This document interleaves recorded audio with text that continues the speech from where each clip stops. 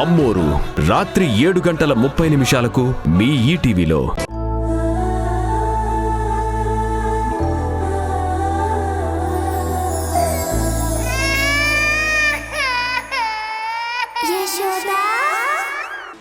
రండి, మీకోసమే నేను ఎదురు చూస్తున్నాను.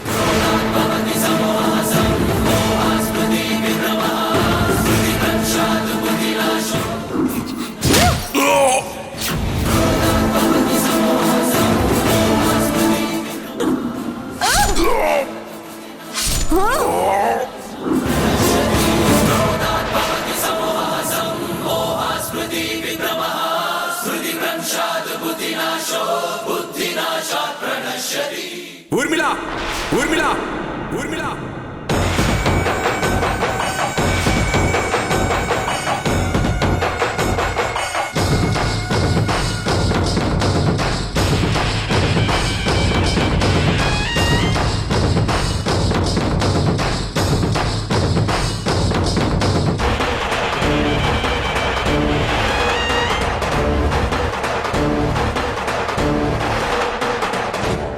ఎవర్రా నువ్వు? నన్నే పేరు పెట్టి పిలుస్తున్నావు? నువ్వు దర్జాగా కాలు మీద కాలేసుకుని కూర్చున్న ఈ సంస్థానానికి వారసుణ్ణి. గజపతిరాజు కొడుకుని, మధుకర్ని.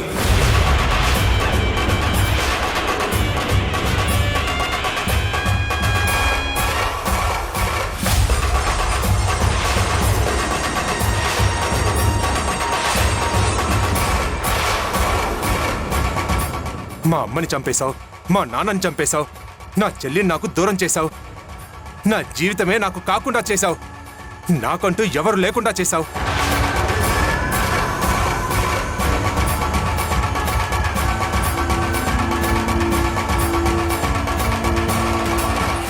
అలాంటి నిన్ను ఈరోజు ఇక్కడే నిన్ను చంపేస్తాను ఊర్మిళ.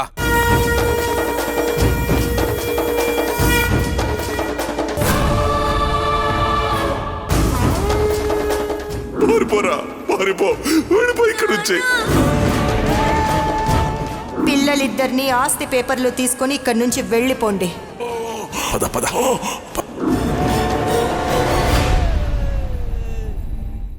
నిన్ను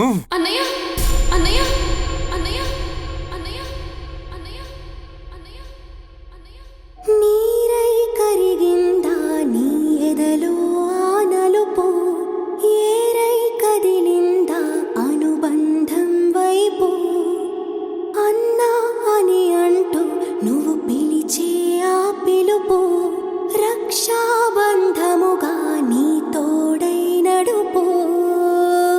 అదిగో అతడే అతడే హితుడు బాంధవుడు,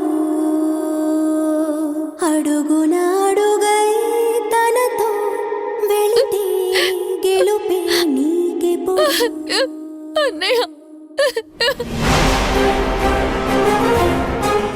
యశోదా, యశోదా, ఏమైందమ్మా? ఎందుకు ఏడుస్తున్నావు? అన్నయ్య, నేను ఎవరో కాదు.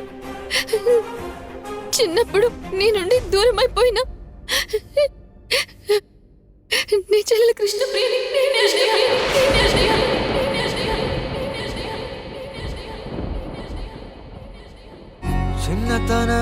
చిన్నతనమేమైపోయే నన్ను వదిలే నీదే చేయే, అంత కలలాగే కరిగే కథ కథలకాగే. అమ్మా, ఏమంటున్నావు యశోదా? నువ్వు చెప్పేది నిజమా? అవునన్నయ్య, ఇక్కడికి వచ్చాక నీ మాటలు విన్నాకే నాకు అర్థమైందన్నయ్య, నువ్వే నా అన్నయ్యవని. అన్నా అంటేనే ఉన్నానంటూనే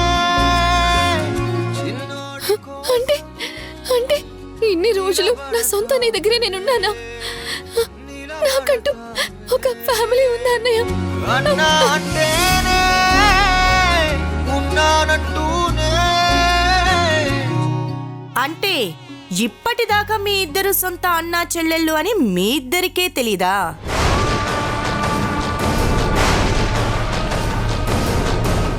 తెలియకుండానే నువ్వు దీనికి ఇంతలా సాయం చేస్తున్నావా మధుకర్? అదే దైవలీల ఊర్మిళ. రక్త సంబంధానికి ఉన్న గొప్ప వరం అంటే అదే.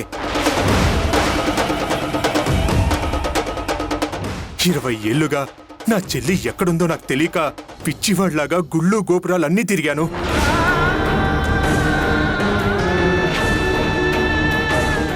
చనిపోయిన మా అమ్మా నాన్న ఎలాగో లేరు.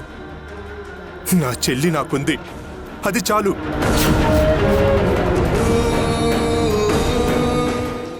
దేవుడు ఉన్నాడు ఊర్మిళ.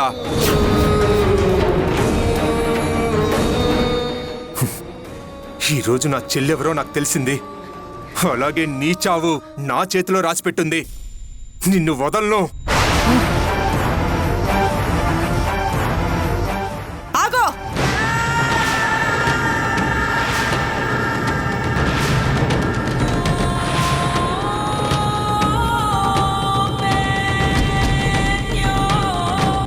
నీకు 8 ఏళ్ల వయసున్నప్పుడే నేను ఎలాంటి దాన్నో నువ్వు చూసావురా. మీ అమ్మా నాన్నల్ని ఇవే చేతులతో ఇదే ఇంట్లో ఇదే ప్లేస్లో చంపేశాను.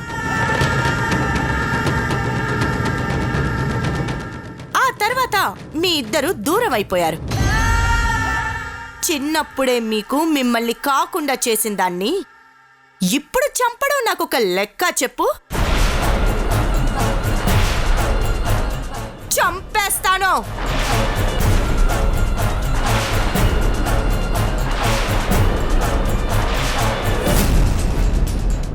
మీ ఇద్దరిని ఈ భూమి మీద లేకుండా చేస్తాను.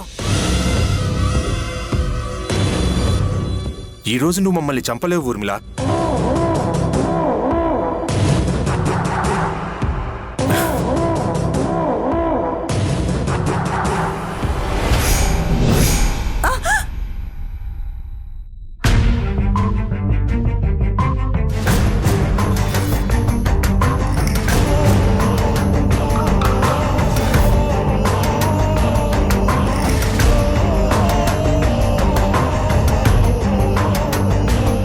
చూసావా ఊర్మిళ, క్షణంలో నీ చావు నా చేతుల్లోకి వచ్చింది.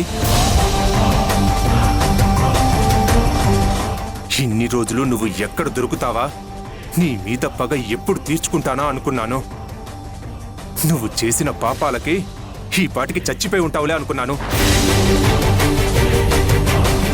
కానీ ఇప్పటికి కూడా మా చెల్లిని నువ్వు వదలటం లేదు. ఇంకా ఇంకా నరకం చూపిస్తున్నావు. నా చెల్లిని చంపాలని చూసావు.